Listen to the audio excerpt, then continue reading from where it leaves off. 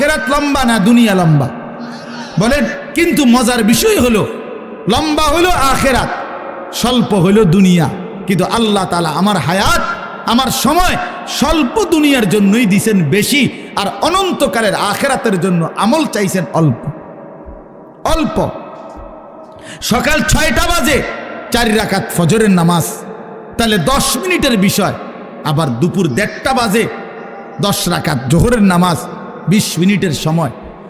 তাইলে ধরে নিলাম সকাল 6টার পরে 7টা, 8টা, 9টা, 10টা, 11টা, 12টা, 1টা, প্রায় 7.5 ঘন্টা পরে আবার 20 মিনিট। তাহলে সকালের 10 মিনিট আর দুপুরের 20 মিনিট, এই হলো 30 মিনিট মনে করেন আখেরাতের জন্য, আর 7.5 ঘন্টা আমার দুনিয়ার কর্মের জন্য।